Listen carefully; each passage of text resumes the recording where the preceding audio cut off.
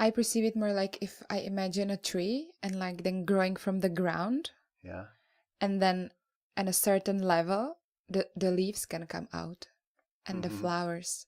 So that's the moment when maybe we're not falling so much into the patterns which are harmful to ourselves as well as others. Mm-hmm. But there's still something to work on, to grow, to be better. You Yeah. know what I mean? Yeah. So Yeah. that's why I meant the end. Like, Yeah. yeah. So they're defining addictions as this idea that like doesn't have to be a substance, doesn't have to be, it could be anything. Yeah. Thought, behavior, shopping, anything. And it's just like if it's something that our mind goes to when we're feeling unsafe or unstable, and this brings safety and stability or kind of a good feeling, positive feeling in the moment. And so that convinces our mind that it's a safety and that's helping us, whereas it actually has long-term negative consequences. Right? And I love when you say, I don't know. Yeah. It's authentic. And if we allow to be authentic, curious, and we don't know, it's the time and space where we're aligned with ourselves and actually something new can come. Yeah. Because if I'm going to be so confident with myself and stubborn that I know, I'm not going to get anywhere. But it's changing. So what's valid now might not be valid tomorrow. And if you stay open and stay focused, something new can come up. That's why I love to discuss with people who have a different point of view or we disagree. Because if we both stay open, we start to build the conversation, build the discussion, and suddenly, aha moment, we both are like, wow.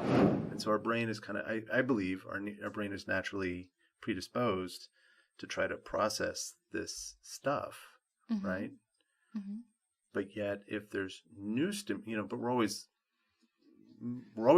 traveling through time, getting new stimulus, even when we're sleeping. Yes. Right? And so if the brain has this natural inclination to process this data, then be like, okay, we're going to go do that now. But then suddenly there's new data that it's newer or more threatening or whatever.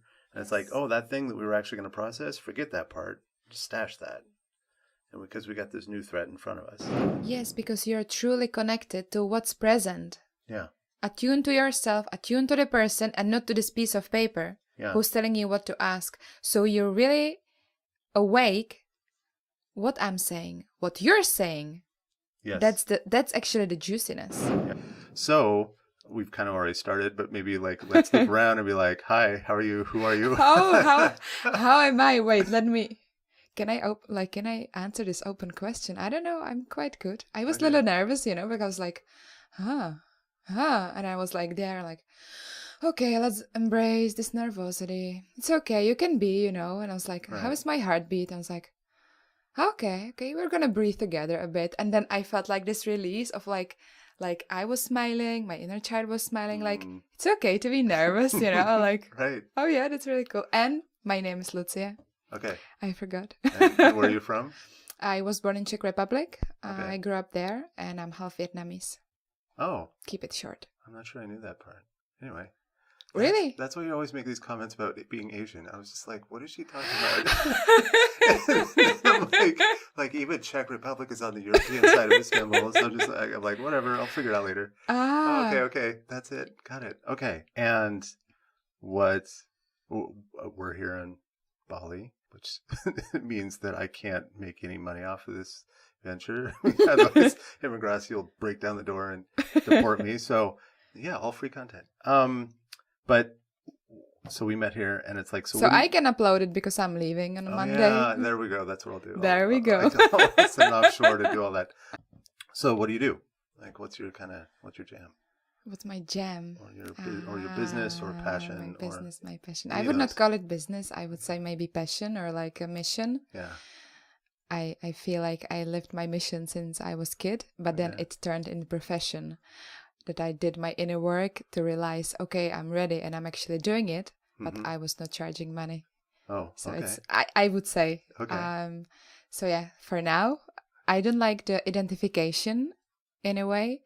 So for some people, it's more like therapist. For some of them, coach. For some of them, it's more like art or healer or guide. It really depends. It's really individual. And then I let the people to actually decide because it's what resonates with them. It's what works for them. Mm-hmm. So yeah, we might call it holistic coach. I'm doing somatic treatment from movement, breathwork, guided meditations, like individual sessions for like group sessions of authentic movement, energetic connection, a little bit touch of tantra, but more like the white pinkish like way of really living. Yeah, I love to share the path to like conscious way of living, what like really resonates with me, how we can be like helping each other or like supporting each other, Mm-hmm. to be more in peace and balance. And yeah, that's basically it. And I'm really passionate about travel. I've been traveling my whole life, so it's a really familiar environment for me. And I love art, singing and dancing, even now learning instruments. So that's basically me. I just love to be. And who are you? Oh yeah. Well, we've done enough of these that people should know by now. But like, yeah, the name I go by is Kirby. It's my middle name, and I started doing this work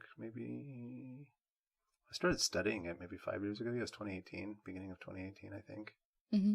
No, end of 2018. That's right.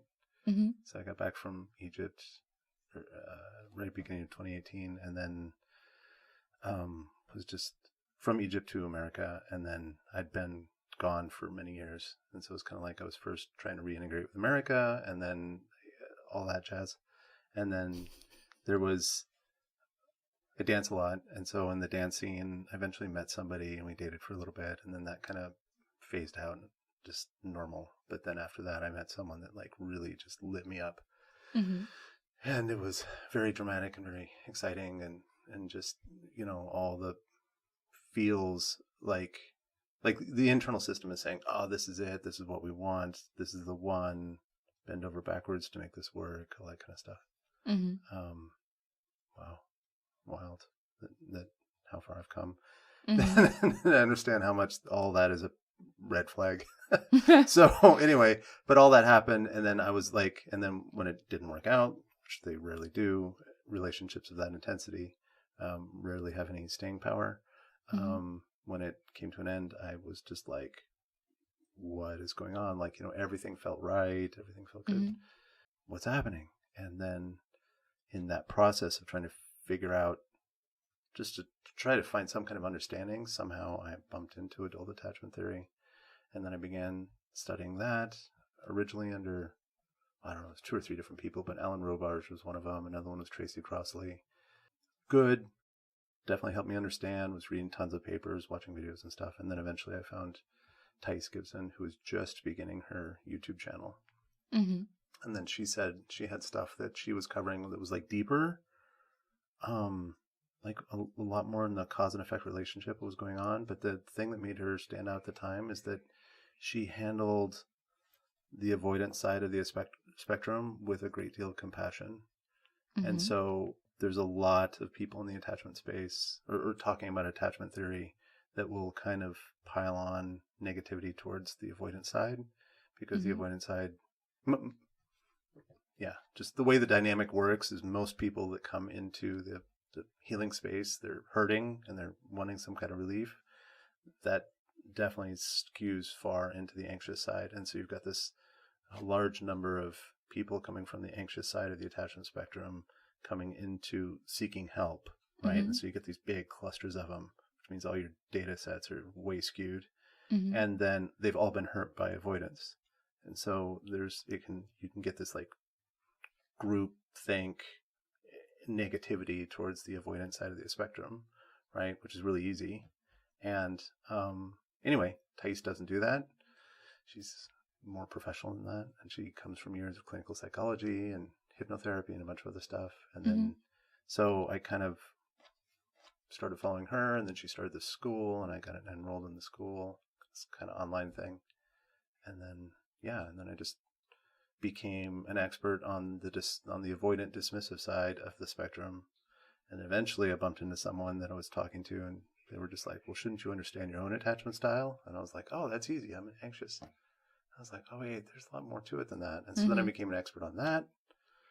And then in the process of that, I realized that there were aspects of that actually weren't resonating with me, that I was actually the middle one. Well, kind of the middle one's fearful avoidant. So then I'm just like, oh, I might actually be fearful avoidant. So now I need to become so there's basically 3 classes on the insecure spectrum, which is anxious at one side, dismissive at the other.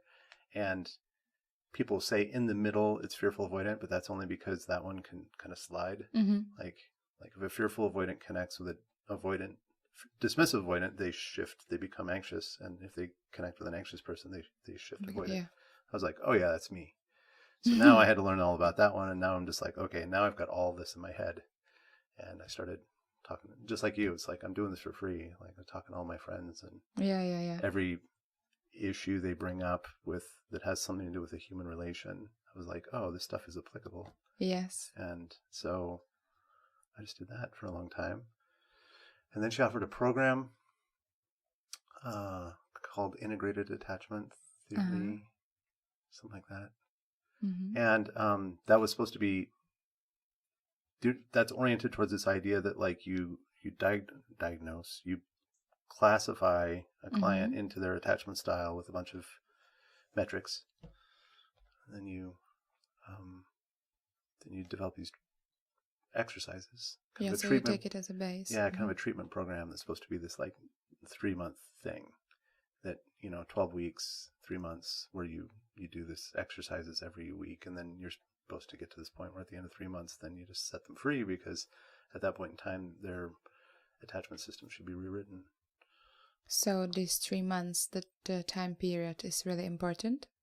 Yeah. Well, that's the pitch, and I love Thais and I love the PDS, and I'm still enrolled and all that, but I don't actually believe that anymore. I don't believe that. I mean, I do believe that in 90 days is like really key in biology. I do believe in 90 days you can have a fundamental shift in a lot of stuff, right? But like healed, no.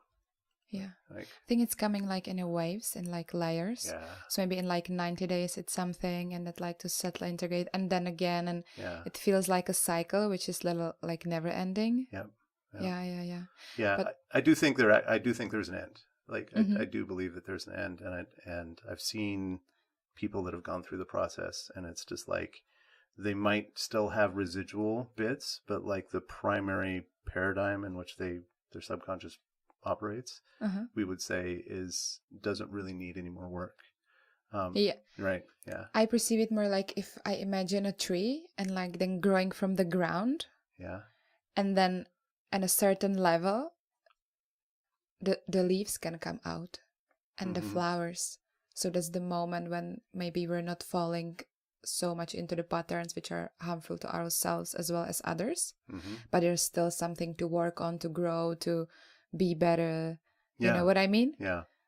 So that's why I meant the end. Like, yeah, I've always used the onion analogy, that it's just like there's these layers of an onion where you can I can work on something, and I've done this with clients, also myself and friends, and it's just like we work and work and work, and then you get to this kind of like key, juicy thing, amazing moment, and it's like, that thing that was the challenge for so long, I feel like that's now behind me, and you're like, oh, we're going to celebrate, and it's going to be awesome, and you're just like, whew, is that it? And then you bumble through life a little bit further, and then you bump into something, and you get super triggered, and you're just like, but now the triggers are a little bit different because you've resolved some stuff, and now you're like, wait, what's that trigger coming from?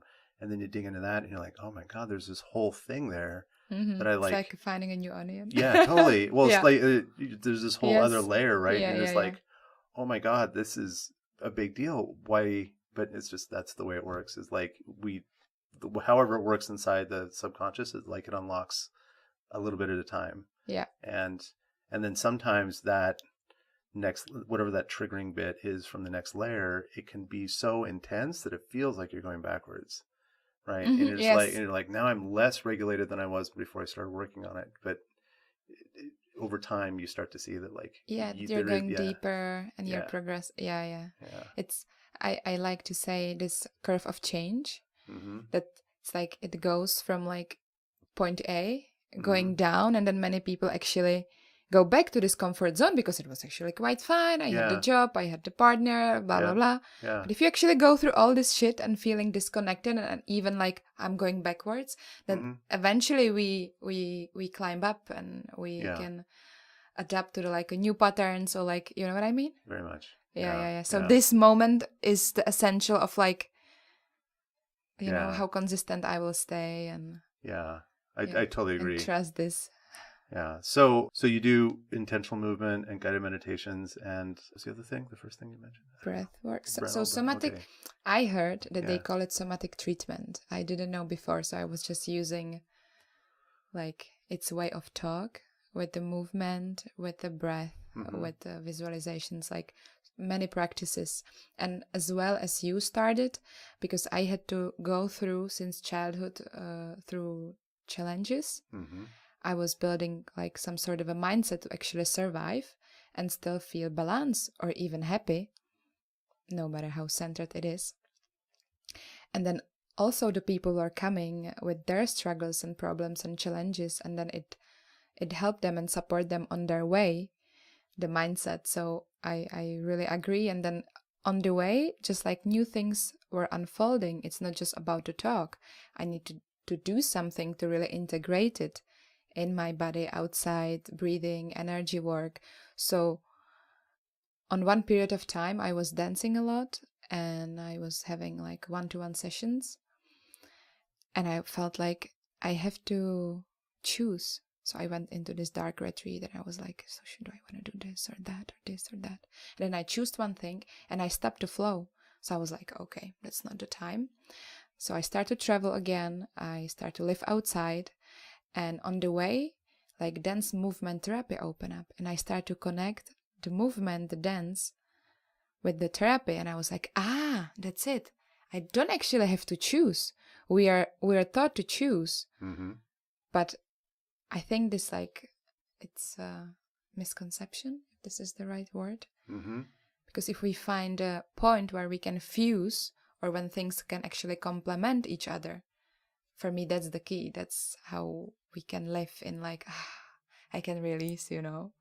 So, because there was always like a lot of pressure, even before like science and spirituality, which side you are, this or that, and always. And I feel it's just separating us. So that's why the work I do is like bunch of stuff. For someone works this, for someone's that, also in a different period of time. So sometimes I was more moving, sometimes more this, that, yeah. And I feel it's still like unfolding. It's still in a process. It's not like static. Yeah. And just new things were coming. Cool. Yeah. Cool. And what does somatic work look like? Like if a client comes to you and says, oh, I want to, like, does a client come to you and say, hey, I want somatic work? Or do they come to you and be like, I want help? And then you figure out. So basically it's that we have some sort of a first interactions as like a humans, and they're like interested in, or they're coming with a problem. Like, I'm actually dealing with this and that. I'm like, okay, so we have this like first encounter, first interaction to see like if we can actually tune to each other and what we can do. And then from that, we have like we set like a date for like a longer session. And then it's going really intuitive. I don't have a plan. I don't have a framework. I just really trying to tune to the moment. So sometimes it starts with breathing and guided meditation. Sometimes it's try the way to talk, because some people actually need to express it and let it go out, or a little bit of regression. Really what is needed in a moment to get into core, rather than forcing like it's going to be like this and that. So of course there's always some questions related, but then I actually let the client a little bit to coordinate, and then just to facilitate, okay, and then just like stop and make a little check-in of, so we did this and this, these are the topics, what is the most loud, noisy in you, what is the most live, because what I love to work is the present moment. The present moment, it's what's most in life. So that's where I like to start, and then I let them to decide, because it's not on me. It has to come from their own inner motivation. If I'm going to force them, it's not going to have any results. So from the somatic point of view, that's the breath work, movement, meditations, visualizations, and then it's all other tools added. Yeah. I would not count meditation or visualizations in somatic work, in my opinion, but they say, I don't know. Yeah. Well, I think of somatic being like the part of the body that moves, right? And then there's the cognitive part, right? Yeah. Well, what they say that the somatic is actually connecting the mind and body. Oh, okay. That's the like that should be, I'm not sure. Right. I'm not a great conventional student, but should be the connection between mind and body. So that's many people account the meditation there as well. And then actually during meditation and with visualization, there also movement involved that they can feel it much more. And it allows to create a safe space that they can actually dig deep and not just be in a loop of their story and this, that. No. Right. So it's led them to create, and some things are just like unfolding and you're a little digging in this like really calm and peaceful environment where you have the space to actually release. Once you release, you have like the free canvas of, okay, I'm ready to change. But if I'm just putting more and more and more, it feels like you have a like trash and you just put new stuff. You know what I mean? Yes. Yeah. Yes, I do. Yeah. And because I do also energy work, so it's also related to that. Yeah. So that's why I call it more holistic, because somatic is like body-mind. But my life turned a lot of into this mystical energy, however we call it, through my own personal experience, because I was like, I don't believe in this, it's scammers. And then something was happening in my life. I was like, whoa, okay, now I really feel something. Something really happened and they're not scammers. So then I dived more into that. I was literally pushed by universe of like, do it. And I was like, okay. I was like refusing for many years. I'm not healer. I'm not this. Let me be, you know. And eventually, yeah, it turned really great. And the results, like if you do pranic psychotherapy before, the clients are much more open. It's like more smooth to dig deep. Yeah. And they feel like, yeah. Pranic psychotherapy. Pranic psychotherapy. So what does pranic psychotherapy look like? So if you look from energy healing, we have many things. The very known is Reiki, Kundalini Reiki. And then you have a bunch of other. One of them is pranic healing. So it's called prana, ki, chi. You know, all the teachings are talking about the same thing. So I was doing a research from all of those things, Theta healing, Kundalini, everything. And the pranic healing, they claim that there was a decades of research and it's the most safe way of using energy. So it's based a lot on like cleansing and using certain tools to actually dissolve the energy, and other approaches, methods are not. So I just dived into that. So then when you go through that on a third level, it's a psychotherapy.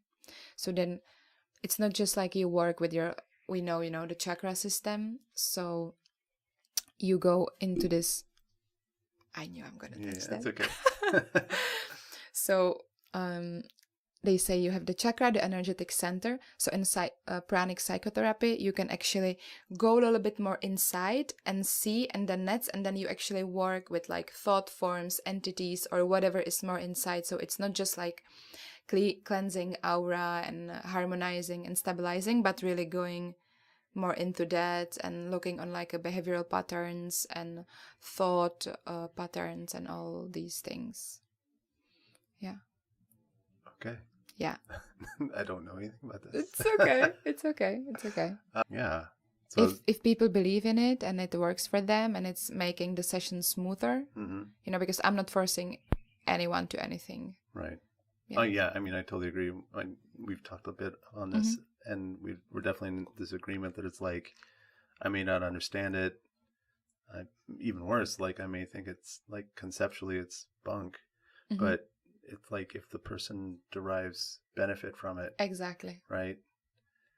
And then the only trick there is that it's like feeling good is not necessarily healing, right? Like a lot of people have that connection. We've talked about that a bit too, is that like a person who's hurting or going through some kind of suffering and they get to a place where they feel okay, that does not necessarily mean that like any healing has occurred, exactly, right? Exactly. Like, because that's literally like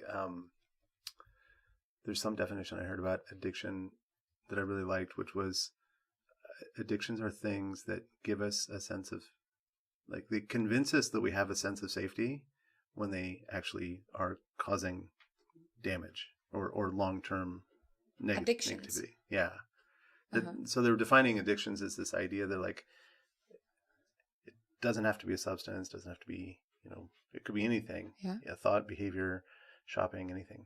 And it's just like if it's something that our mind goes to when we're feeling unsafe or unstable, and this brings safety and stability or kind of a good feeling, a positive feeling in the moment.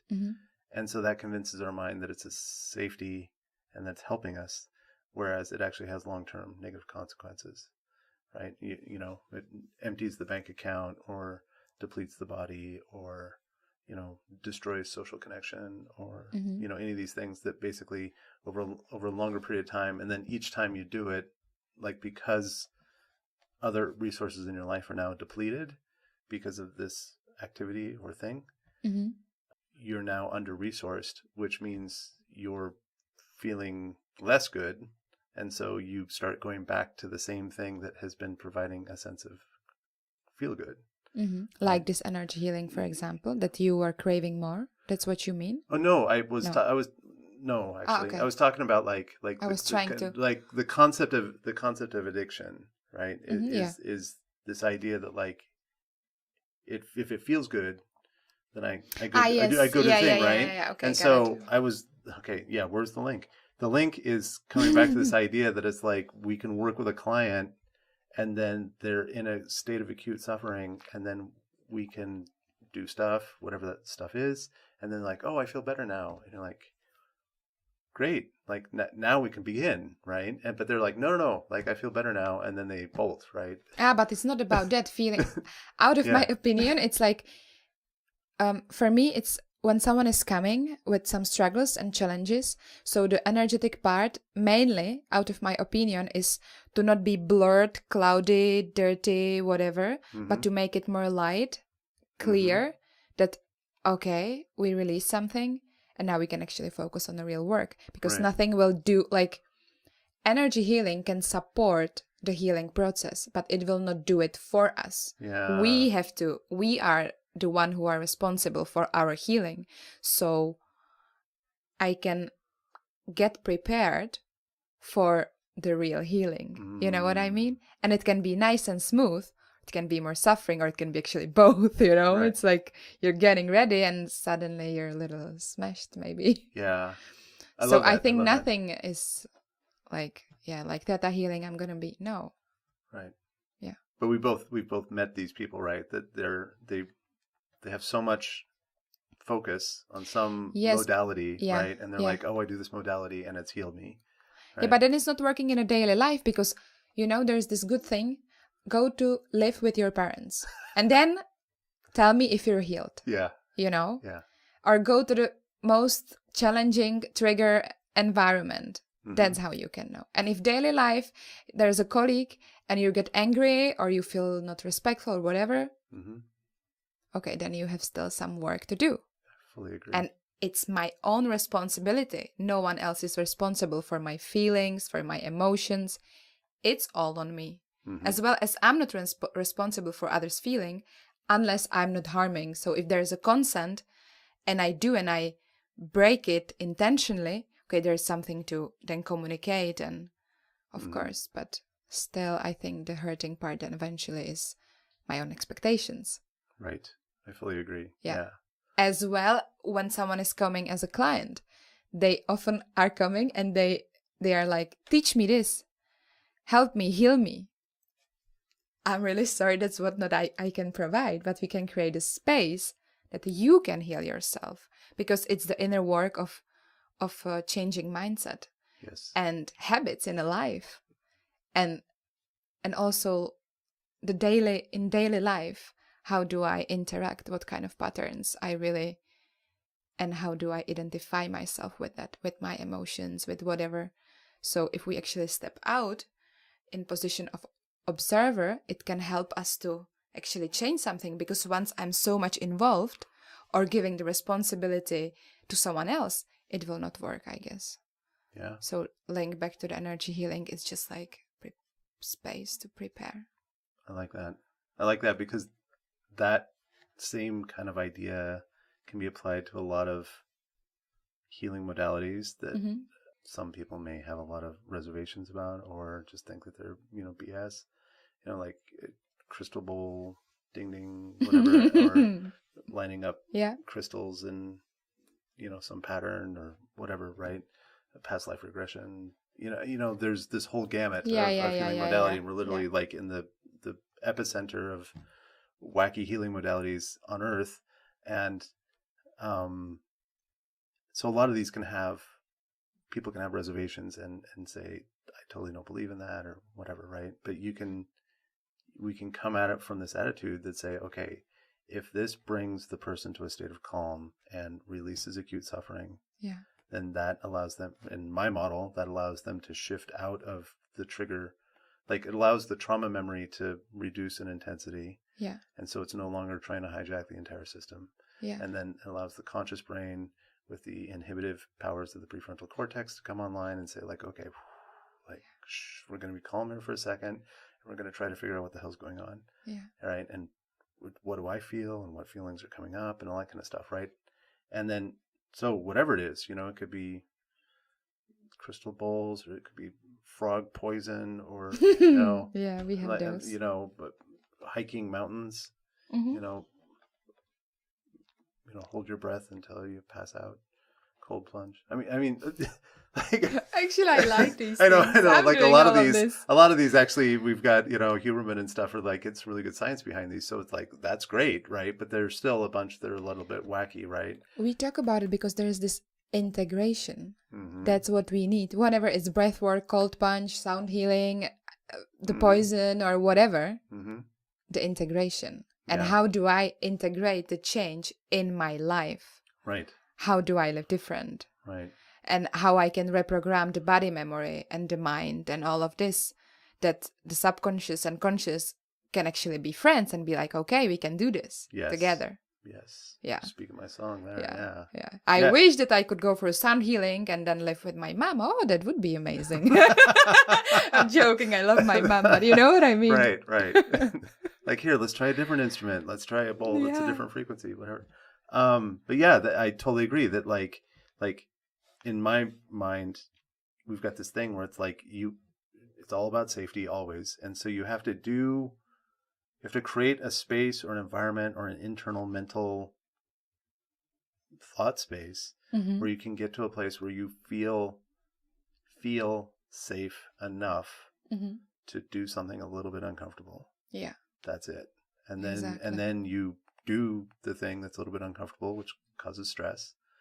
And then you sit in the stressful space for a little while. And as you sit in the stressful space and then you come out of it and it's okay, then your brain learns, oh, I can be in that much stress and still survive. So we're okay.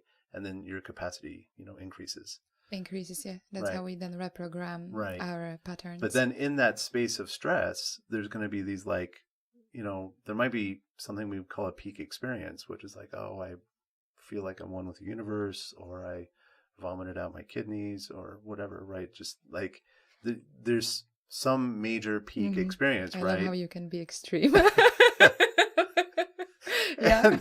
and so we go in, so we get safe, we go to the workshop, we got the facilitator. The facilitator guides us into a place where it's like, it's still safe, but it's stressful because it's uncomfortable. And then there's some big thing that happens, maybe my body tremors or any of these other things. And it's like, okay, now I just had this peak experience. And then it's like, okay, now what? Now you go home. Thank Right. you. And there's my QR code. Right. Yeah. Yes. Amen. Like, so true. Right. So it's like, yeah, leave, go home.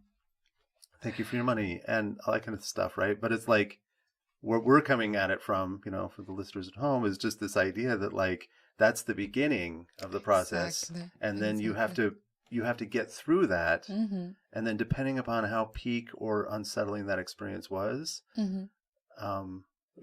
we need time, and there's a certain amount. I mean, we can always.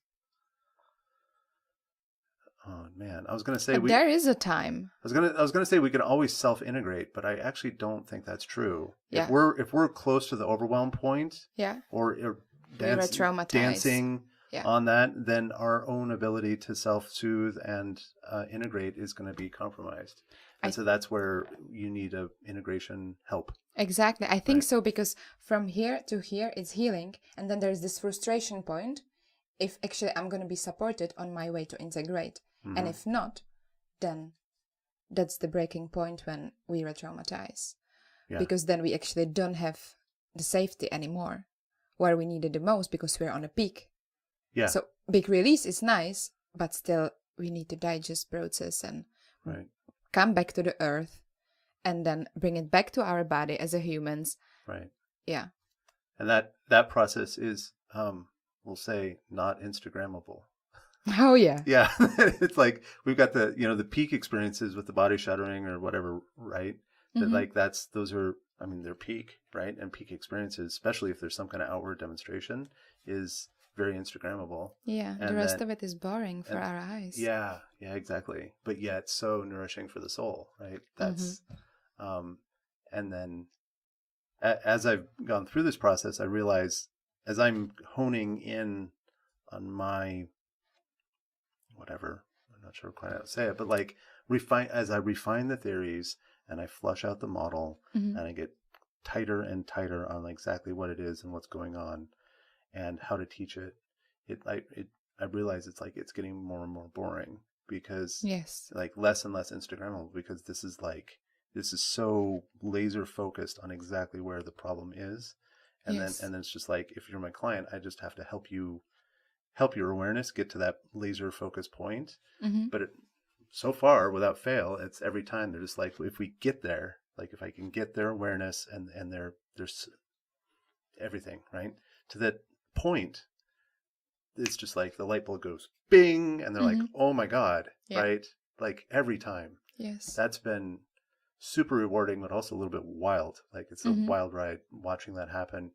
And then, leading somebody through it. And then suddenly, I just had a client, I think it was last week, a new client, and we're going through the stuff, and they've done a ton of work. And I'm like, I may not be applicable here. Like this may not actually be a good fit, as I'm going through this discovery process. And then it was like right at the end of the 2-hour session, I catch the scent of something.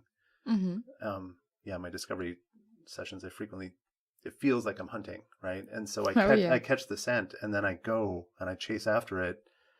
And there's a little bit of desperation inside me, I got to admit, because I'm just like, I feel like this 2 hours has not really been that helpful for this person, right? We've talked about a lot of things that they already understand, right? And I've got my own integrity, but I catch the scent, and I'm like, I think there's something there, and I chase after it, and then we find it, and it was like bang, and then light bulb goes off, and then I actually caught it before the client did, and so the client is beginning to get resolution on it, and I'm like, but look what we just found, and I kind of lay it out on the table, and then the client was totally just like, oh my God, like this is why I came to you, because you ask questions that nobody else asks. Exactly. I was just like, the right questions. Validating. Oh, yeah. Right, but but it actually reminds me that all this like Instagram looking, it's also because we have the it's excitement, because we have the sensations in our body, but during integration process we don't. So obviously, if we are not so balanced, or we have some wounds or traumas, we're naturally attracted actually to those things. Because on one hand it's healing, on the other hand it's also distracting, But once you go to the integration process, you are facing in real this boring part, which is the most important. And then it's the time to be ready and to actually maybe hear again what I know, because I didn't integrate it unless I would not be sitting here with you or the client. Mm-hmm. So then get this speak. It's Yeah. Yeah. I was like, do we need to cover any of this? There's going to be some people that would watch this and they're going to be like, what are these people talking about? And it's just like, check out Ubud on Acid or any of these other, like, you'll see these people flopping around on the ground and, some muscular person, doing fierce movement, fierce body language, like they're really trying hard to do some kind of mystical action on this person. And it's like, it looks great. It's super exciting and fun and everything else. But like, it doesn't actually bring the healing that we know is capable, that you and I know is possible. That would create a new pattern. Not that I'm superior. Like, I don't... Okay, maybe I am. No, it's... Yeah. The self-healing space is so fascinating. Mm-hmm. So fascinating, right? Yeah. And we met, so whatever, I guess it was a month ago, maybe 2 months ago? Yeah.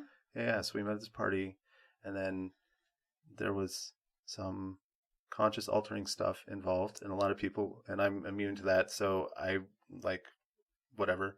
And everyone else is kind of swirling around a little bit, but then people started asking me questions, and I started answering, and then it turned into this whole big... I think nobody asked more questions than you eventually, right? Everyone else is like sitting around this, and they're just like, "What is happening?" We were just chilling out, and now we're in this like deep dives into the recesses of human psychology, right? And and then but it's true. It's like these people start gathering around, and they're like, and there was that guy back in the corner, and like he stood up after like 2 hours, and he's just like, "I feel like I owe somebody money for a therapy session." Yeah. So that's how we met, and then we've been hanging out since.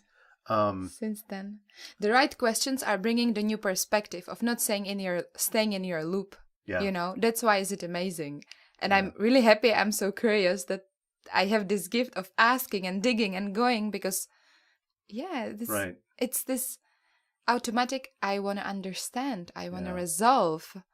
I want to release. I just want to breathe out and be like, okay. Right. But if I still have question. Right. Yeah.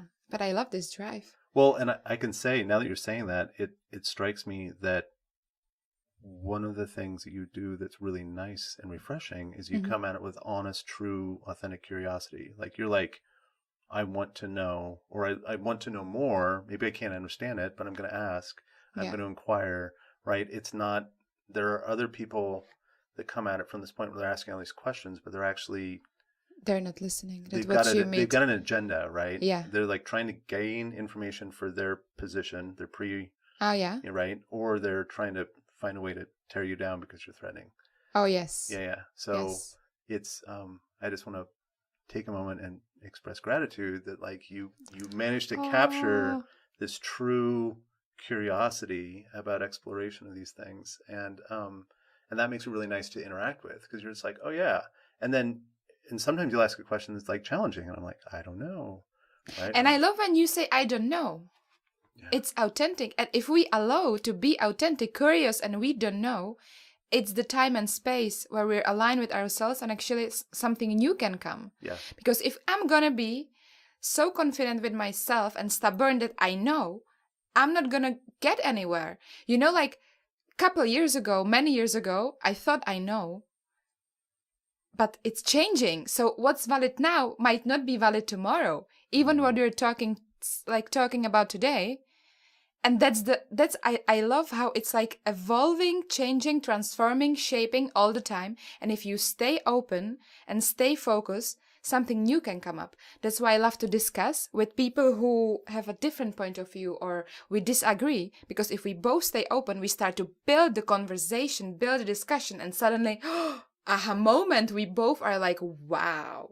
I agree. But if I'm insecure and I'm going to force to convince you about my truth, or I'm actually, weak, that I would be like, okay, I just accept what you say, we're not building anything. It's just like one way. So I love how different we are, different perspectives. But actually I see that some of the patterns and mindset are then coming to the core that they're the same, no matter how we get there, from this point of openness and curiosity. Mm-hmm. And also stay consistent and patient when it's getting boring, because this boring part, I would say, it's this tricky point, like, are you serious? Do you take yourself seriously? It's the same in a dark retreat. You go in the dark, and some people think they're done after 3-4 days or a week. But once you get over this, something new is happening. And it's the same with integration. It's getting boring. Maybe it feels you're not getting any progress, but suddenly after this part, if you stay consistent, the aha moments, the game changers are coming into our life, and we're like, wow, you know? Yeah. Yeah. So, yeah. And thank you. I You're really welcome. appreciate You're this. welcome. Thank you. Um, My mom was really annoyed that when I was a kid, you know. She was Oh. like, you're like 5 children, you know. You always were. I was like, the curiosity of 5 children. Yeah. You mentioned dark retreat. Mm-hmm. I know we've talked about it. Mm-hmm. This is actually a little bit challenging. I realize it's like we've talked extensively for hours and hours, and now we're at this point where I'm just like, you mentioned things, and I'm like, oh, I know what that is. But like when I do this in previous guests, it's the first conversation, and so everything they say, I'm just like, what's that? What's this? What's that? And so I got to remember and like, okay, go back to the. Yeah. So Yeah, we talked so much. Yeah, yeah. I So love that. what's a dark retreat? Dark retreat. So basically, you close yourself in a darkness, in a dark room, hut, or there are many options, at least in Europe, for amount of time you want. So I went to this place in Heart, it's called. I choose a hut of air. You could choose air, earth, or water. The earth was underground. I felt like this heaviness and cold and wet. I cannot handle this. But air, you know, it was a big, big hut. I could move there and everything. And basically, I love the moment you are the one who's switching off the light, and anytime you can turn it off, turn it on, back switch on. You can go out. You know, it's all your responsibility. You're doing all for yourself. So once you close yourself in the dark, you're slowly losing the connection with day and night. So then you're really attuned with only your body and your mind and spirit, or whatever we believe in. And the first days we sleep. The body is so tired after years of deficit. Of course, sometimes we sleep more, but no, first 2, 3, 4 days the body sleeps a lot. And then suddenly, for me, dark, it's like there's some sort of a magic in that, because suddenly things were coming out of nowhere, out of me, and I was having these thoughts, memories, stories, and I was releasing and going through, and there were like topics I was always interested in. And then in the dark you can decide if you want to have guide or no guide, if you want to have food, eat, or not eat. So it all depends on you. So my first one, I had the guide and I had the food. Mm-hmm. Next time, I don't want to go for a week, but 10 days, 2 weeks at least. I want to be there as long as I can and be annoyed, triggered, bored, whatever, and go what's after. I want to stay silent, don't talk with anyone. And then what feels natural. So I was breathing a lot, moving a lot, singing a lot, talking a lot. And I had there like big moments of, I was diving in a topic of blaming and guilt and regrets. And when I went through this in the dark with myself and then with guide, and then I sit in it again and meditate, the other day or night or whenever I woke up, I went back to these trigger moments and I was not emotionally activated anymore. And that moment I was like, wow, what's this? Like, you know, I have these special moments connected to my grandma, because she was the most important person in my life. So I got really emotional triggered and a lot of, you know, and I went to all those situations and I was there sitting in a peace. And I was like, oh my God, okay. So in this moment, I start to dig in each topic I was interested in, and it just worked. So that's about dark. And next time I just want to stay silent and see what will, like, more than manifesting and going with my mind, I just want to surrender. Yeah. And if anyone would consider to go there, I highly recommend to ask them to go on a daylight in the night. Because when you're experiencing this slowly, and also stay gentle with yourself, because they say 15 minutes up to 2 hours, you're gonna be back. Yeah, maybe your eyes and senses are gonna be back. In my case, it really took me like 10 hours to really land on the earth. And then in another 2 days, I needed to rest from that. And I landed in the like daylight. But the transition was also, it was an amazing experience. Like you're seeing the stars again, that you're like tripping. And yeah, really, really beautiful. Wow. Yeah. Wow. Yeah, I definitely, that's something that I want to try. Yeah. I haven't done Vipassana yet. I know that's on my wish list. Me too. And that's the like no speaking and meditation for like a week or 10 days. Like, yeah, there's something about the dark that really... Because you're not distracted by anything. I was in the deep forest, so there are no sounds, unless I was not making any sound. And then your eyes, like, because I work with senses a lot, and I was analyzing and experimenting from like tantra energy to physical movement, sensations. And once we not get rid of, but like once we shut down some of the senses, our eyes are like listening, we have like some sort of additional energy. I would say like we have this container of energy we're using that I can see, I can taste, smell, touch, you know. And if I don't have to, I have the energy and it can go in one of those. So then I'm more sensitive, or I can actually focus more on the sixth sense. Or some people are saying we have 8 senses. So I don't know how many we have, but I know that there's a much more beyond these 5, and it's a rich spectrum, and it can lead us to really like mystical miracle things, and we're really like, wow. So I was diving in this a lot, and that's why I like dark retreat. And also I would be, because I want to go to Vipassana as well. You meditate a lot, but basically you're like listening to teachings. But I would love to be for maybe a month, maybe like a community where we all would be silent, but still some sort of interacting with each other, and stay silent. And maybe some of the days we would, if is it the right setting, maybe I'm too idealistic, be blindfold. And then maybe add the earplugs, some good ones, to shut down our... I think it would be really brilliant. Yes, I want to create this. And I want to share one more thing. I have a friend, he's building a boat, and he wants to go on the ocean for 1 year without anchoring anywhere. He wants to be there alone. In some places he can actually sleep on like 20 minutes in raw, not more. And imagine being a year on a boat somewhere in the middle of ocean alone. So it's way further behind the things I was sharing now of dark or whatever, because it's so, you're not in control. It's like you're powerless, basically. It's a huge unknown for such an amount of time. And I think this environment can be just wow. I don't know if I would be brave enough to do this.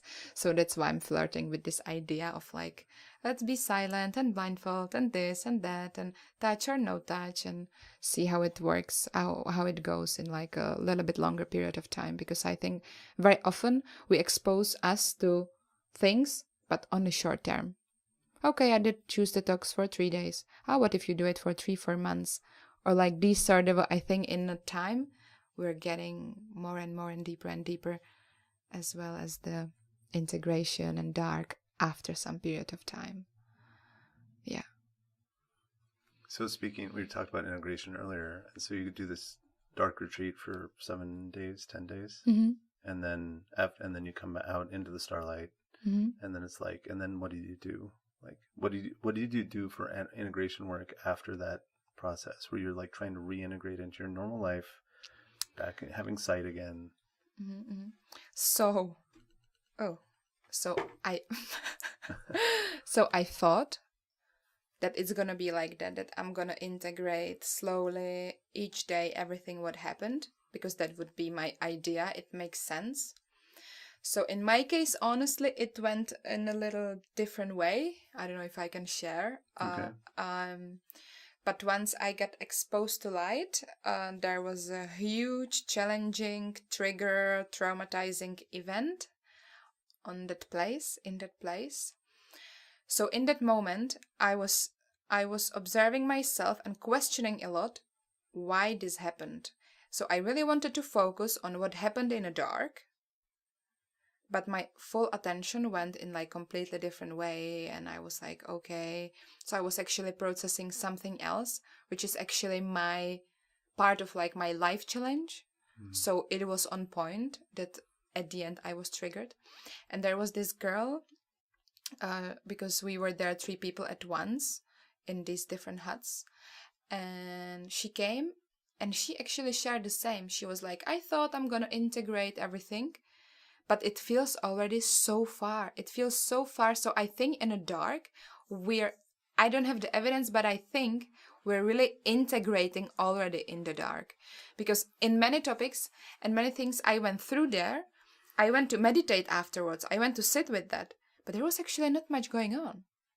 I was just like, And then things were coming. Like I was seeing a light. I was communicating with this blue light. And I was like, what's happening? Like, am I, I was trying to catch this light, it didn't work. Then I communicate with this light, like, okay, go left if you hear me. Went left. Go right if you hear me. And then it was doing like what I was saying, and I was like, what is this? And I know actually that many people were talking what kind of visions they have. I didn't have much. I have very little at the end. That's another reason why I'm curious and I want to stay longer. What will happen afterwards? And yeah. So I think really what feels right, is it life in you, in the topics you went through, I would definitely sleep a lot, because that's what I did. That's what my body needed the most. So I feel I was integrating in a sleep for first 3-4 days.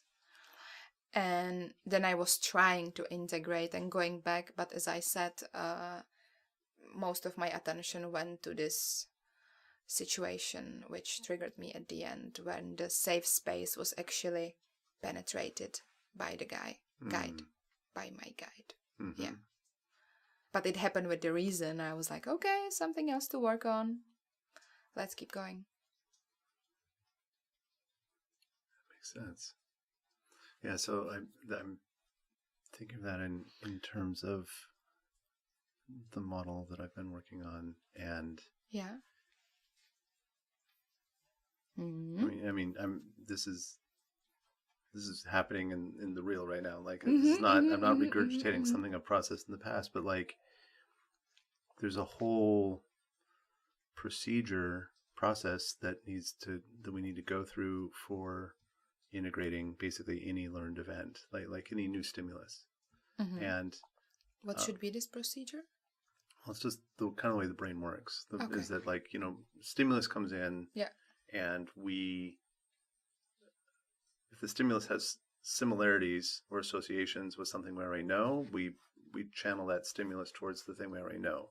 So it's like, if it's a red balloon flying through the sky, and I've worked with red balloons before, I've interacted with red balloons, and I see this red balloon flying through the sky, it's the majority of the brain will notice the red balloon, maybe the sky behind it, and it will take that experience and channel it into parts of our memory system where we already know red balloons, right? So it's like, if there's something about it that's familiar, we're less likely to notice unfamiliar, maybe, right?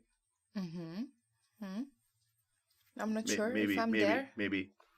Anyway, what I'm getting at is that, like, we have a significant conscious altering experience, this, or deep meditation or psychedelics or whatever, anything that's conscious altering. And if it's a major conscious altering, then we have to do this integration thing, right? And so our brain is kind of, I believe our brain is naturally predisposed to try to process this stuff, right?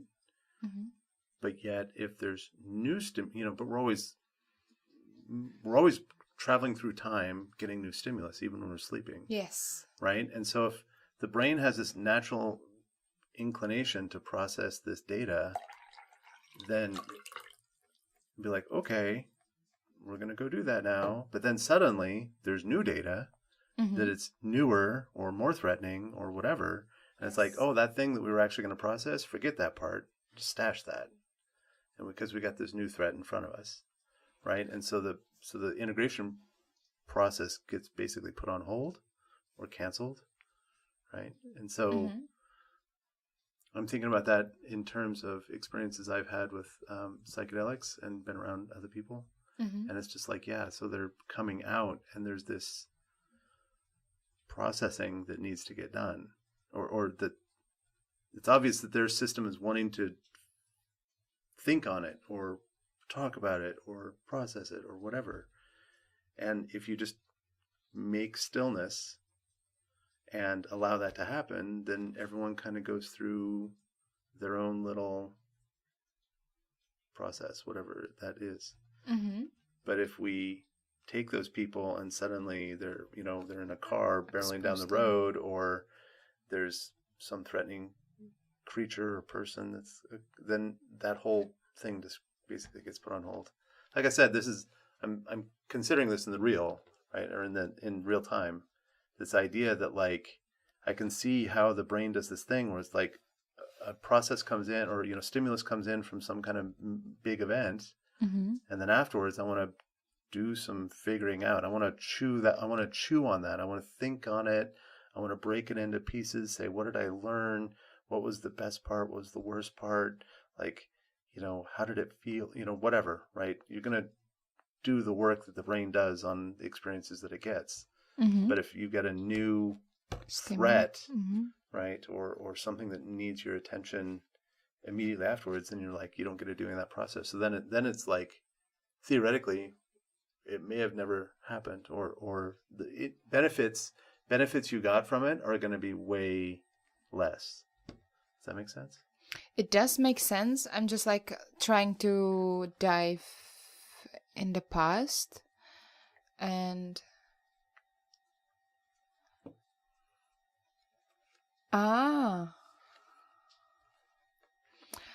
like I think that the part of the integration is already happening in the dark if you're there more days, as I was. And then I'm just like thinking what happened, what were like my last topics, what I was opening and like what we went through. And there might be something, because I can remember fully that the topics I was going through at the beginning, I really integrated in my life all the time, right? Whatever it's the guilt, blame, and like my first topics, really. But actually at the end I was more like going into sexuality and like predators and like toxic masculine and all of those topics. And eventually you might be right that it was not so integrated, because actually the situation afterwards, the threatening, what took all my attention, was part of that. Because that's the thing that I felt safe. I can share with him I could share with him whatever. And he somehow misunderstood. I have no clue what happened in him. So then he points somewhere which it hurt me in a moment. Like I opened something in the dark, but it's my thing and it's not related, because like the thing is that he told me, if I would not know that you have a boyfriend and da-da-da-da-da, and he started to, and I was like, oh my God, like how you can do this? And because my last topics were actually related to this, and he even pressed this, maybe I got a little re-traumatized at the end when I'm thinking of it right now.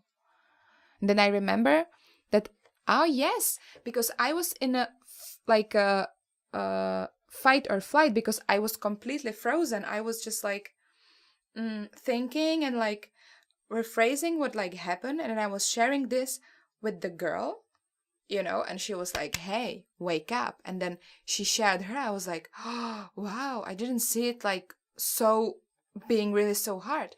And then I shared this with my boyfriend, and he eventually even got angry and be like, what, and I was like, I was frozen, so I was not perceiving it or reacting that it's so alerting. But it was. But I didn't have the access actually to be so assertive or so yeah. Right. I mean, yeah, especially if you have a history of, or I don't like that term, not a history of, a learned behavior, like a learned strategy. Like if you have a prior established learned strategy in places of kind of like this kind of sexual aggression or sexual pressure.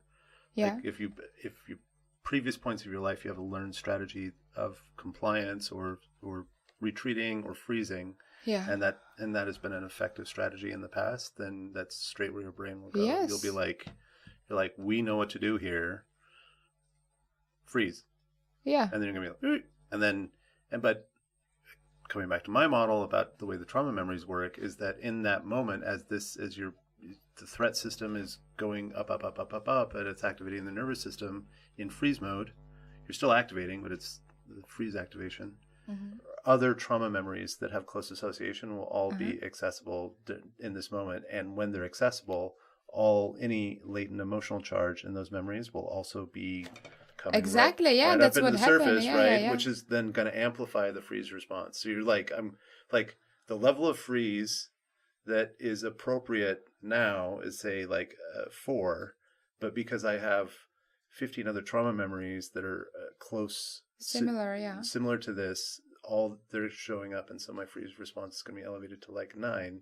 And then if the norepinephrine comes online in significant quantities, it's going to start impacting the way that memories are encoded, and then you're actually going to have a little bit of not blackout, but like the memories that you have are going to be hazy. Mm-hmm. Theoretically, that's according to the theories I've got in the model. It would say that like in this moment of where the current stimulus coming into your system is frightfully close to major traumatic events, your memory encoding system is going to be compromised, and those memories of that moment will not be as accessible. They're not going to feel the same. They're going to feel a little bit dreamy, maybe brain fog, whatever, right? Yeah. So true. If it was something like that, then it's like, okay, checks out, at least from my model. Yeah.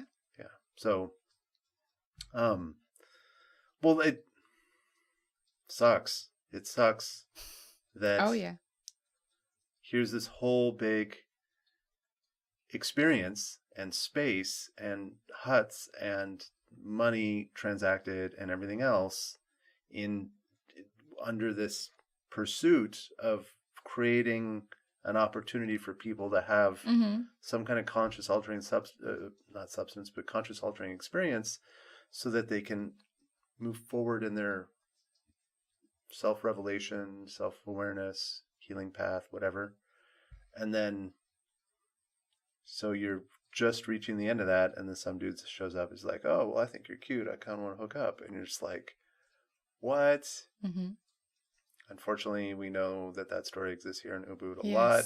Oh, yes. So it was funny that, actually not so funny, that it was not just that eventually he told me that the way how my retreat went, any other is not like that. He was like, I spent every day with you so long time. We have special connection. I never felt such a strong energy like with you.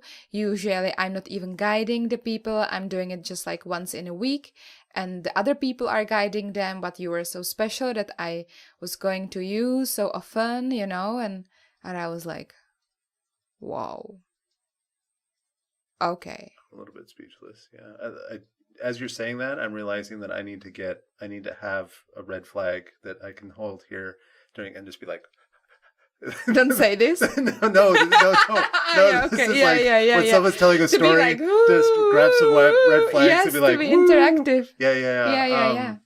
Yeah, talk about red flaggy behavior. Yeah. I remember I repressed my anger in a moment. Yeah. I wanted to just scream on him like, how could you? You know? Like, are you kidding me? Yeah. Yeah. That sucks. And so And this is happening so often, actually, because the facilitators are using their power, knowledge, experiences to be penetrative, to abuse, to use, you can see this so often. yeah. And many people are actually not aware of that. Right. They don't even see it. And then they think it's something wrong with me. But there is not. No. Yeah. Unfortunately, there's a lot of stories. I can't speak to how true they are, but there's a lot of stories here in Bali of people that have been in that kind of situation and gotten in trouble, and they come to Bali because Indonesia doesn't care, and they basically hide here. And It's crazy. I don't know if that's true or not. Like, I've seen lists of names, but anybody can make a list of names and make allegations. And so I don't want to finger point at anybody and get somebody in trouble if I don't. Yeah, but like maybe my point would be to support people to not be scared to speak out, to maybe go somewhere else. Maybe you're suspicious, maybe you're what's the word? Maybe you're getting crazy, mad, or maybe it's what is the word on P? Being it would not come. That's okay. Supportive or something. Yeah. I mean, I fully agree, but I come at it from the other side, which is like, and this maybe has to do with my opinions, my integrity. But no, come. Is that if a person's going to stand, or if a person is feeling a draw or a desire to have any kind of leadership or guidance or teaching position in the self-help space, you're dealing with people that are wounded, right? You're dealing with people that are hurt. Yeah. And we know that people who are hurt, their processing system is compromised. Like it's not always thinking straight, right? Yeah. Right? Because the survival response is overriding so much of the time, right? Yeah. Okay, so if a person is going to be any kind of power position in the self-healing space, I'm like, you better damn well have a good sense of, I don't know, and you have a damn well good sense of questioning your motives. Like, it's like, if a person is in that space and I can, I talk with them and they're like, oh, I know. And, basically if they show up with a high degree of confidence of their assessment of the world, their assessment of self or whatever, then for me, that's a red flag. That's too, our human ability of self-deception is remarkable. Like our ability to create an illusion where I get to be the hero or that everything I do is justified is stunning, tragically stunning. And so that, for me, that's where you start. You say, just start with just like humans' ability to self-deceive is stunningly good, and our ability of self-assessment is reliably wrong. And so I should always be in a place of like a little bit of self-doubt, healthy self-doubt, right? And because nothing is static. Yeah. No matter what you do. Right. And again, another thing that I talk about, I know that we've spoken about a few times, is that if I've got this thing that like, if you can give yourself 10 or 3 extra seconds, like there's a triggering event or a motive, or I've got a desire or something, right? And I give myself 3 extra seconds to just consider that for a moment before I take action. Like then I'm on the healing path. And it's the same kind of thing that, okay, so you got this facilitator, he does this dark retreat, you're in this air temple or whatever. And then it's like, oh, I'm going to go there. And it's just like, wait, the autopilot is arising within me. I've got feelings and emotions and desires, right? And they're coming up within me. And then I'd just be like, oh, I think this person's amazing. I think they're into me or whatever. Just like, all you need is 3 seconds, like 3 extra seconds to be like, wait a second. Is this legit? Is this authentic? Is it a demonstration of my integrity? Like, does it have to happen right now? Like, I could wait a week, right? Like, what's needed of me right now? Because I am in a space of power dealing with someone who's vulnerable. And I'm just like, the way, and I mean, again, this is another thing we've talked about a lot, is that I have a great deal of hesitation and just resistance to people that stand up in the self-help space if they're peddling, that's a negative word, but if they're peddling some idea or modality that has no accountability, no scientific backing, and there's nobody there to check their work, right? Then it's basically they stand up and they say, oh, I'm an expert at this, just trust me. And I'm like, that amplifies the ability of the brain to do this feedback loop where you're like, oh, I get to be an expert. Look, all these people are worshiping me or following me, right? I've been there. Like, I was a dance teacher for a long time, and I had various other points in my life I've been a teacher, and I have all these people like gathering around, and there's all this validation energy. And it's like, well, I was a dance teacher too. I didn't know this about you. Okay, yeah. So, and you know, tribal mentality, like our brains evolved in this tribal mentality, is that like if the tribe is validating, if they're looking at me with positive energy, then there's something good about me, right? And so if I stand up in the self-healing space and I'm in front of a yoga class or sound healing, blah, blah, blah, whatever it is, and there's all these people that are looking at me and they've got positive energy, and then if they're having peak experiences and they're like, whoa, you know, and there's some kind of blissful states of consciousness, then that amplifies my own brain's self-deceptive abilities, because I'm like, why would I doubt myself? Because I got 100 people in this class that are telling me I'm awesome. So why would I doubt myself? I should have confidence, right? It's like, no, that's when you should have more doubt. Exactly. I should have more hesitation. And be more careful and more sensitive to the dynamic of the group. Yes. And my own impulses. Like, right, here's this impulse, and just, so yeah, I mean, I know there's people that are doing this. I mean, I don't want to poop on everyone, right? They are. I mean, I know that there's people that are practicing integrity, and they get like an inner circle or a best friend or whatever, and they say, I'm having these thoughts. Please check my work. Like, challenge me on this. Yes. Like, I trust your assessment because we've got this history together. Challenge me on this. Is this all legit? And then there's like, oh, well, I think you're okay, right? And so I'm thinking of it might have been Buffett, I'm not sure, but big businessman type person. And it's just like, yeah, I don't surround myself with yes men, right? I don't surround myself with people that agree with me and they worship me. I do the opposite. I surround myself with people that don't agree with me, that challenge me, that they might actively disagree with my entire ethos of thought. That's the person that I want to have next to me. And then they challenge and challenge and challenge. And just like, okay. And that forces me to refine and refine and refine. Yeah. Right. Yeah. So, it's just, there's, to me, I feel this kind of sadness and this tragedy that like, there's so much energy and people moving into the self-help space, seeking some kind of relief to some kind of suffering. And so there's tons of money in it. And then there's all these people that walk in and they just appoint themselves a guru of something. And then they just don't have the chops yet to like stand in integrity in that space. Yeah, we're having like a new consume in this sphere of services. Yeah. It's kind of sad. And then, and now I'm like, am I the negative guy? like I don't want to be overly negative, and I don't want to be super cynical. And it's just, but it happens enough. I mean, I've personally witnessed it enough that I'm just like, oh, this again. Right? That's the sad part that I do very often.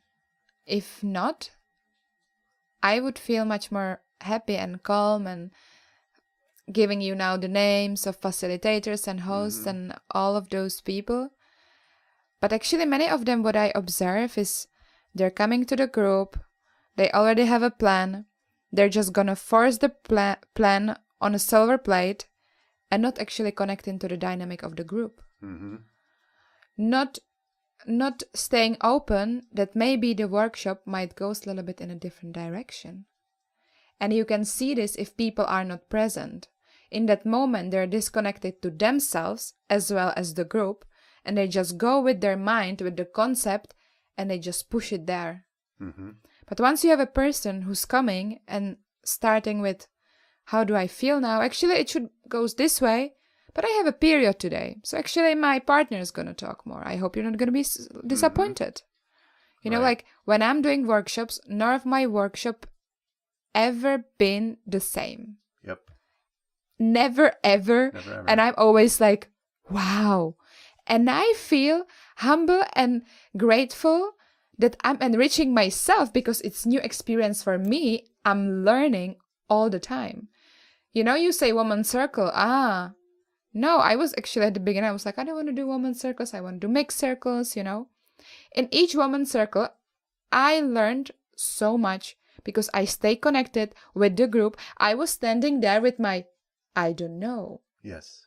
I have no clue. And suddenly I was coming with some exercise and I was like, but is this fitting where I'm going? I don't know. But something unfolded. I was like, wow. And then the women were, wow.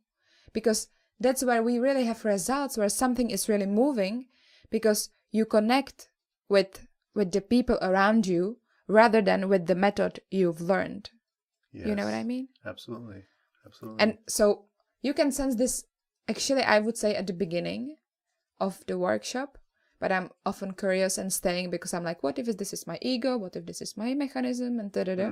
So I stay to see, but I'm just getting more and more convinced that there are actually not so many, you know, because they're focused on their own goals.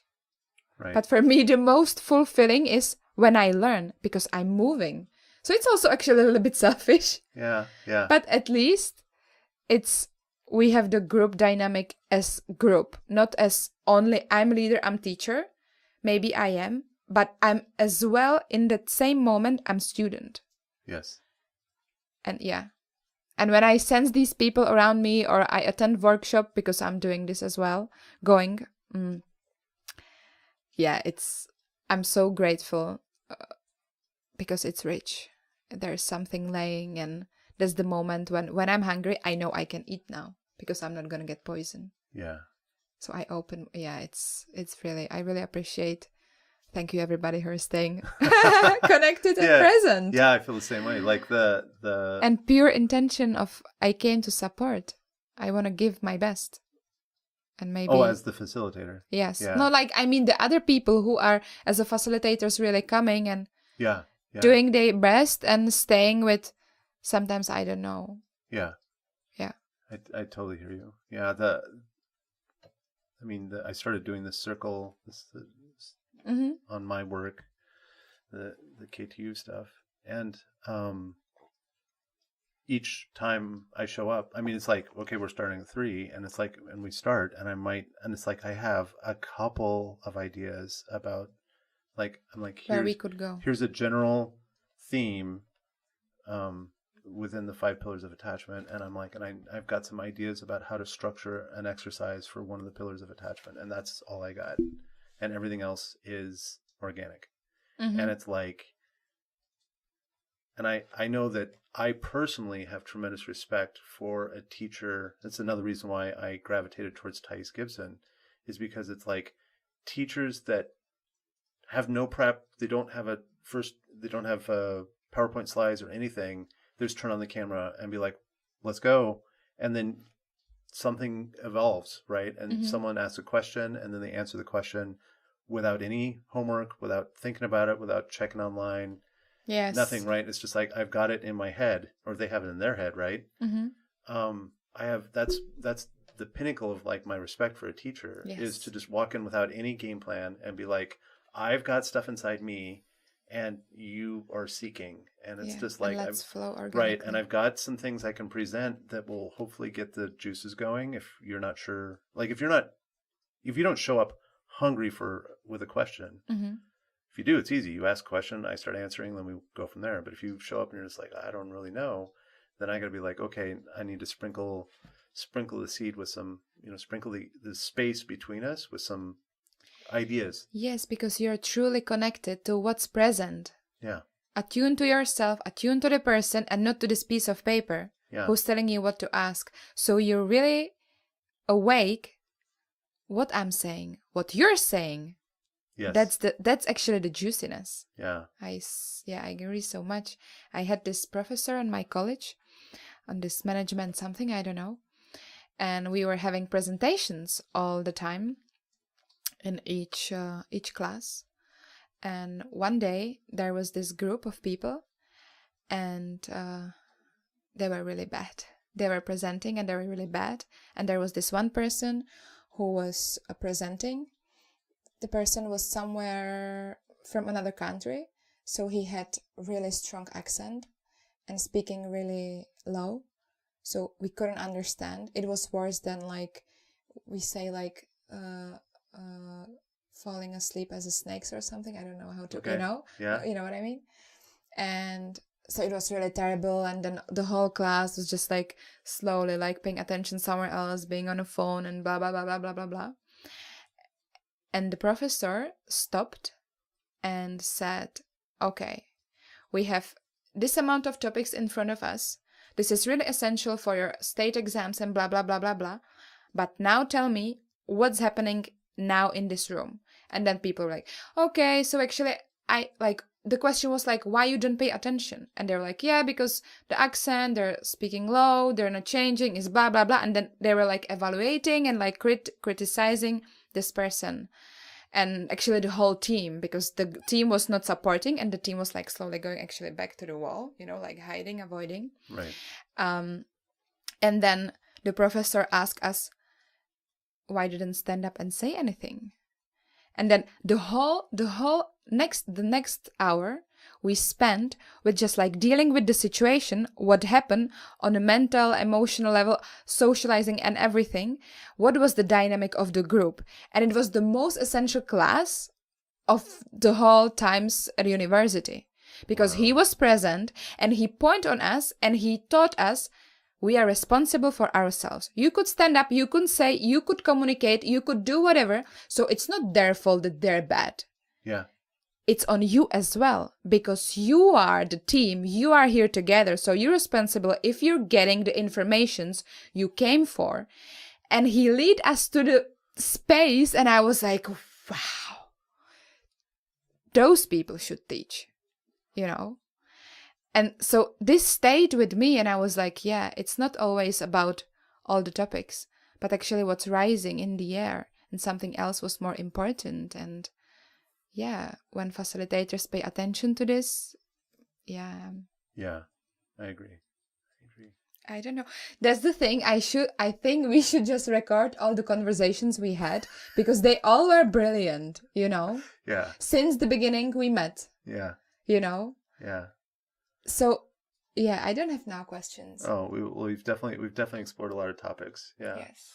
So, but it's interesting. Like, so there's one. It was either this morning or yesterday that we were talking. How did that come up? But basically, you had an opinion about what was going on with some kind of fear that you were facing, and then I was explaining it from the subconscious point of view, and then it started unlocking things for you, and you were just like, oh, that's what it is, and like, oh, that makes sense. And was that fear? Are you sure it was fear? I'm just like, because I'm diving in the moment, I know I'm there, but I cannot catch it because I'm not sure if I was talking about fear. Well, wasn't it the thing with I'm not worthy, love languages and those things? We did definitely talk about love languages. I'm actually thinking about the stuff where you were dreaming about being chased, and we were kind of unlocking that, but that's kind of sensitive stuff, and so I don't. No, we can do this. Okay. Yeah. Okay. I don't want to crack that open on the air if you're not. No, I'm ready without consent, right? Okay, yes. Yeah. You have my consent, but you need to give me a little bit more hints where we were. So I know chasing, my dreams, the trauma, right, with my father, yeah, and the forgotten trauma and the flashes from like awake times as well as my dream time. Right, that you're like you had this dream where you're in this room. Yeah, when my yes, yeah. Do you want me to share it? Sure. Okay. Let's get started. Yeah.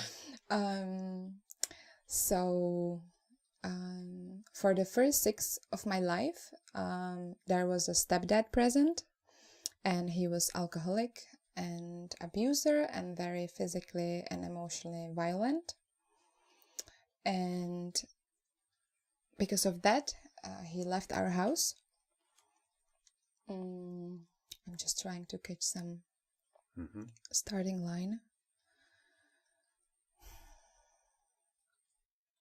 Yeah, so he caused a lot of suffering in our family, and since I was child, I was dreaming a lot about him, about how we are fighting, and we always had some sort of superpowers. And it was always literally not just fighting, but literally like killing. I kill you or you kill me. And often we were really close. And those dreams were so crazy that I've never seen this even in a movie, and movies can really gets really crazy. So yeah, and in this period of time when he moved out, I remember that I was only actually twice visiting him. Like, he had us for, like some time. And once I was there alone, and I remember that I went to the bathroom and I saw him naked. And suddenly I was scared. It's like, wow. And I saw his genitals, and it really, and then I was thinking, I remember, like, why do I react like that? It's natural, and it's actually my dad. And I was like, so it was a big thing I remembered. And on that day, I slept there, and I know that he asked me, why am I sleeping in my clothes? And just something was just telling me, like, don't get naked. And I was thinking, why do I feel in a danger? And I supposed to go sleep first, as I was a kid. And he would go after me. And I felt really uncomfortable when he asked me of taking my clothes down, that maybe he can wash it or whatever. And I was so scared to fall asleep, And he was a kind of nice person when he was sober, but once he drank alcohol, things really just like he got really mad and angry and very whatever. So I had this like memory, and then I like told this to my mom and everything, and then those dreams were like present my whole life. And then he was treating us in like really bad way and hitting and like all those things, so I cut him from my life in a way. Then he came back to my life in some time, and I know I have like sort of a black window from the time when I was really young, and then from the time when I was around maybe 12 or 15, I was meditating and working that a lot, and I know I have these black windows where I have no clue what was going on, but I feel I have some sort of like protection, that it's so deep. And a couple of years ago, when I went by myself for the dance movement therapy, actually for the things I'm doing as well, because that awakes the deepest things I knew. So on this Tantra festival, when I was diving in my darkness, it was authentic movement. And so you're with your eyes closed, there's a mover and a witnesser. So in the movement and connection, you're kind of gentle and soft to not hurt anyone, to, so people are usually slow. And then suddenly someone did some sort of a movement that I completely lost my mind, and I just started to scream and run out of the space, and I was literally freaking out. And after a few seconds, maybe, I stepped out, and I was like, wait a second, where I'm at? Okay, it's Croatia or Montenegro or whatever. Oh, I'm on a festival. Oh, I'm safe. And then I was coming back, and I was like, what the hell was this? And I just had this sensation, a little bit of flashes, and then suddenly something was coming, and I was like, what the hell? And suddenly those dreams with my stepdad were coming again, and all those flashes of like abusing and stuff, and I was like, whoa. And I really wanted to dive even deeper in it. I was pressing so hard, and I got sick. So I was like, okay, I'm not ready for this. And and actually 1 month later, when I opened this, some sort of a forgotten trauma, because I had no clue where is this coming from, I don't remember these things, he died. So I had to actually come back from my trip and write a speech about him and everything my mom asked me to do. It was super super intense and healing process and going in forgiveness, compassion and stuff. And then I went back and I was thinking, what's going to happen now? Like he's dead now. So he's not going to cause any other suffering to us. And then I was thinking about the dream. And it was the first time in my life when I was dreaming about him. It was 3 days after he died. And I was there, couple years younger than I was in those days. And he was there as we are now together. It was a room, it was like a living room, a little bit similar actually to the room where I was sleeping as the kid. But it was a little bit more darker. And there was this sofa and it was like brown. There was all these like old pictures and this old wardrobes and everything. And he was standing there talking to me. No superpowers, no killing, in a really vulgar way. And this dream was the most scary I ever had with him. Not all those crazy ones, but when I woke up, I really felt like in a danger. And I felt like, wow, and I felt guilt towards myself and all those things because I felt such a strong shame to even share this, that I dreamt about my stepdad. I know I really felt really, really bad. And he was like, you want it. That's what you wanted, bitch. So you want it, you want it, and he didn't say it explicitly. And then he was like grabbing me in this dream and he wanted to rape me. I don't want to say again, but it's actually coming. And because he tried it also when I was adult, but I was already like more assertive, more confident with myself. And when he was grabbing my hand on this Christmas party where it was really loud music back in this room and stuff, you're so beautiful and you're so this, and really I was like, okay. And I just like ran away. And then I saw him how he was licking sexually fingers of my sister. And then... Who's younger? Yeah, she's younger, 4 years. And she is his biological daughter. Okay. And he was licking her finger, and then I went to alert to my mom, and she was like, it's fun. I'm like, it's not fun, And then I went to my sister, and she shared with me how crazy it was, that it was really not fun, that she didn't know what to do, and he's drunk, and she didn't know how to handle the situation, and she was really scared because he could be really violent, He was doing martial arts as well, kickbox, Muay Thai, all of those things. So especially when my mom get bitten, it could be really crazy. So when he was saying this into my dream and grabbing me and wanted to do it again, I remember how powerless I was. I just wanted to disappear in this sofa, and I was screaming. And yeah, this dream was just like crazy, and I didn't know what to do with that. So after that, I was like meditating a lot and trying to, like resolve.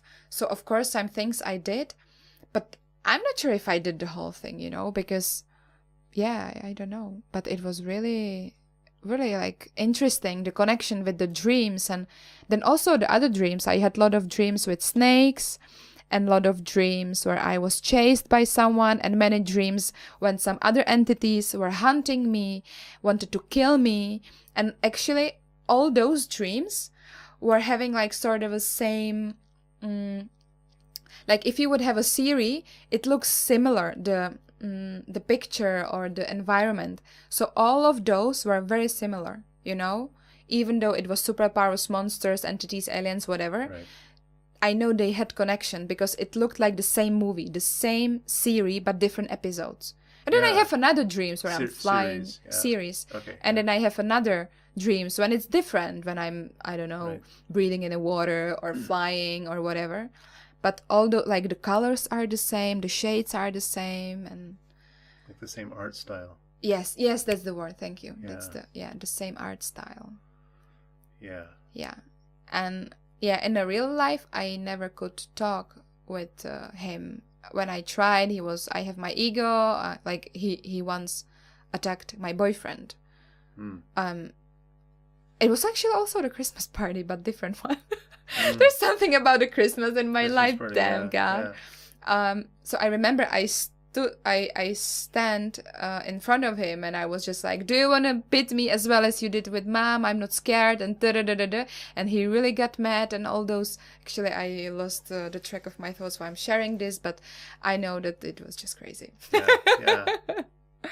Yeah. So did you have these? It seemed like when we were talking yesterday about this that that you were not in a place where you felt like you had been sexually assaulted as a child. It seemed like that's where you were coming from. Now clarify, help me understand this. Like, have you gone through many years of your life believing that you were sexually assaulted, or did you not? No, so it was the other way, completely the opposite. The whole life, when all the therapists, all people in the TV, everywhere were talking about that kids have forgotten trauma, they were abused in the past, I was always sure that's not my case. That's not me. That's not me. That's not me at all. Yeah. It came when I was adult on this dance movement therapy, when I was like, what the fuck was this? What the hell was this? And then I saw the flashes, and then I was diving more, and I just knew it's related to stepdad. I don't know how, but I just knew, and I had the flash of him, but not so much saying, you know. And I couldn't even guess how old he was, because he looked a little bit like very similar, like during the time. And then I was diving a bit more, that actually I was scared of like men's genitals, and I was scared of this. And so I was just trying to put the puzzles together, but I was still in the position of, I don't know. And I'm still in this. I don't know, because I don't remember everything. I just have few flashes, few memories. And then I have those things which I know it happened in real. When I was adult and he was really trying. And when I was kid and he was telling me to get naked or do this or that or yeah. So you have memories of that time, so that you were probably 5 to 7? 4 to 7? Yes. Yeah. Exactly. Yeah. Exactly that time. And so like, yeah, you get much earlier than that, and like your narrative memory system will struggle to recall any details, because it's not, the narrative memory system is not necessarily, I mean, it probably goes back, 4 is probably the earliest that we would have narrative access. We would have memories inside the narrative system. That's my guess. I have some memories from kindergarten. I was going to kindergarten from 2 to 5. And I know he left our house before I went to the primary school. So I started to go when I was 6. So right after that, I know I went to him, and that was the moment where I was scared of his genitals, and he was like, he wanted me to be naked and stuff. So it was 4 to 7 for sure. Yeah. And he was with us since I was still a baby, just right after I was born, not even 1 year old. Yeah. He was with my mom. My mom loved him so much that she was lying to her mom, that she hit the wardrobe and table and everything, and it was crazy. I'm sorry. Happens. Well, yeah. There are worse things. Yeah. I mean, there's humans, it goes through our perception system, and like if we're attuned to that, I mean, if we're normalized, like if we're growing up in an abusive environment and we don't have exposure to many other concepts, then we'll normalize to that and be like, oh, this is normal. Oh, right? Yes, that's true. But also I believe that everything what's happening to us, we're already prepared for. So if I would not be ready to face this challenge, it would not happen.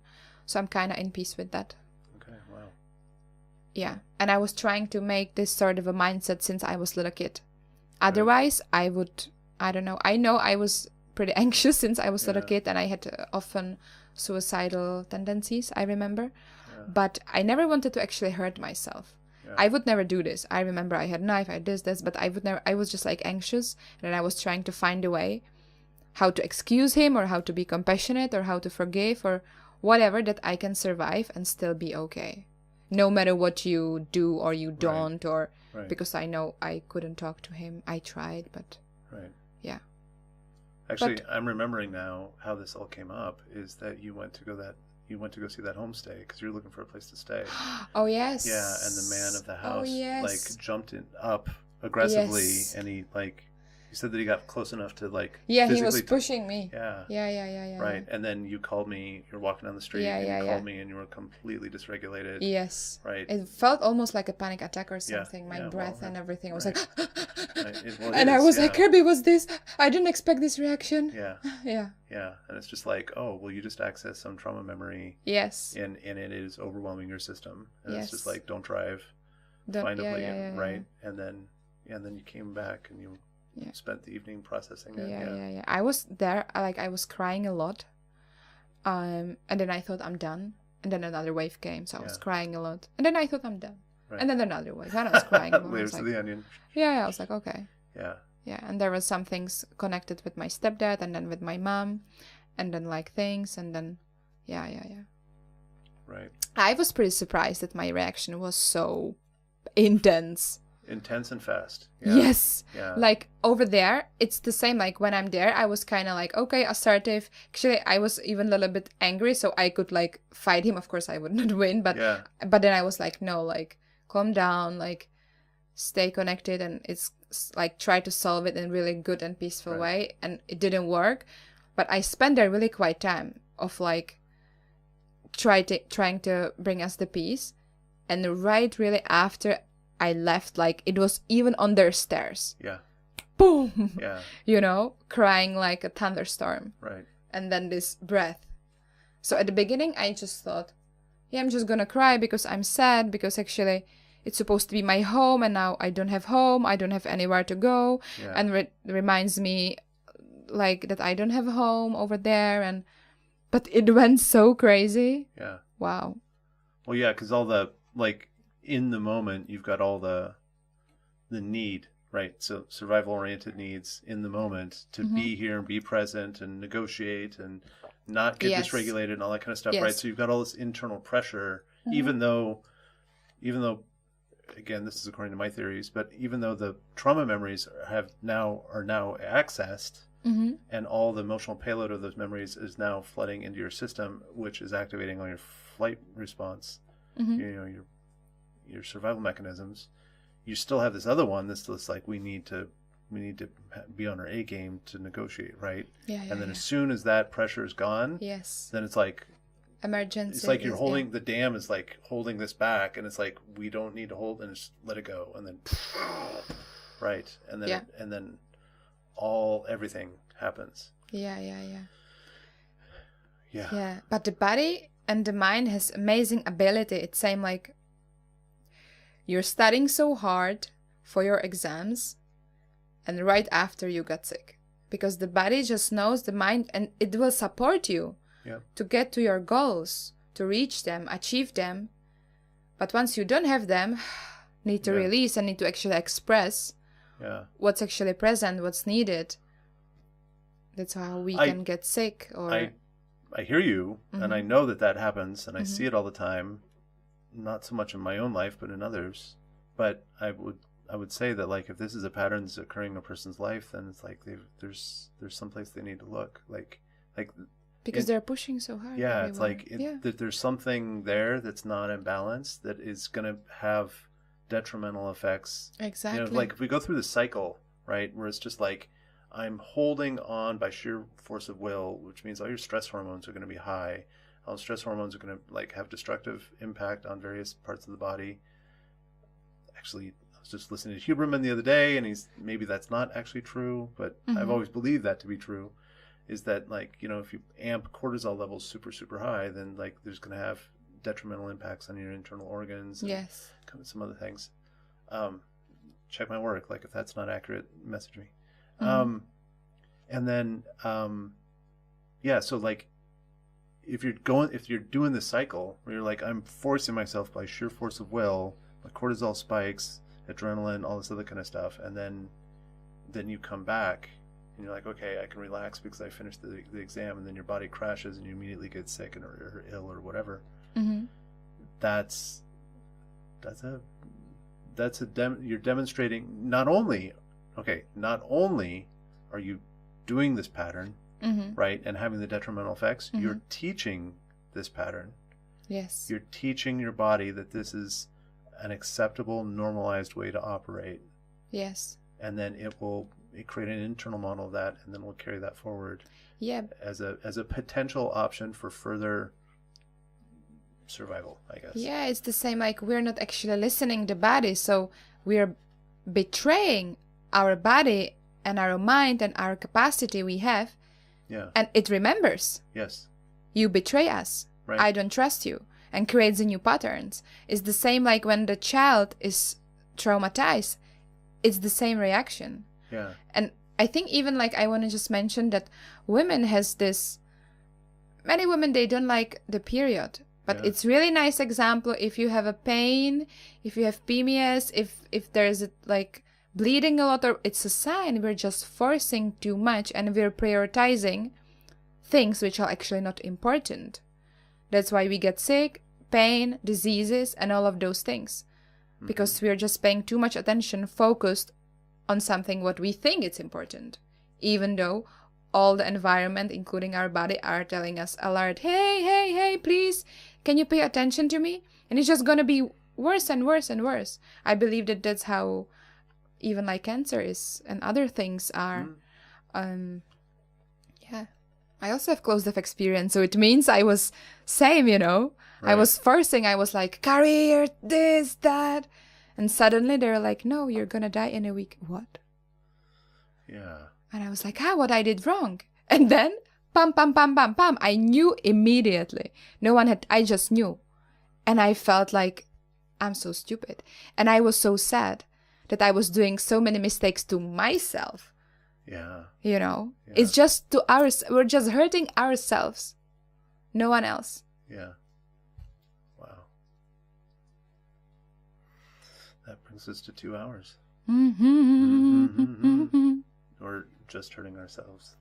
That seems like a pessimistic way to end. I don't know. It's like, I don't know. There's this odd bit with pessimism. Like, I know that I've had people basically put the label of pessimist or cynic on me. I know that I've done it myself sometimes. But like, there's this I guess I'm just sharing my internal world, is that catching something that feels real, that's this like, this is an accurate, clean, unedited assessment of what's going on, to me, that has good feelings that come with it. Yes. And so even if it is a cynical or pessimistic view of a situation, I walk away from that being like, oh, that feels good, because I feel like we've explored it to the edges. We understand what's going on. And it's just like, that isn't, there's very Taoist that if there's lights, there's darks. If there's ups, there's downs, right? Yes. And so there has to be aspects of life and existence and reality that are not so awesome. Like, they're not our favorite. Yeah. Right? And it's just like, if I can be like, oh, this is a domain or an idea or a set or feeling, whatever, that is not great, but I understand it out to the edges, and that's just the way it is. It's like, I walk away from that with a good feeling. Be like, I feel the what that same. is. It doesn't need to be the sandwich of like good, bad, and good. Not Yeah. at all. Yeah. It's just as it is. Right. And I want to mention also that, or share that, I don't want anyone to feel sorry for the suffering. It's more about, I'm not what happened to me. Yeah. I don't feel smashed. I don't feel bad. I don't feel weak. Yeah. I'm not the situation what happened to me. I am who I became afterwards. And I love my life. I'm experiencing really amazing things. Yeah. And I'm so happy that I can live as me in this, with everything what it contains, everything what's part of that.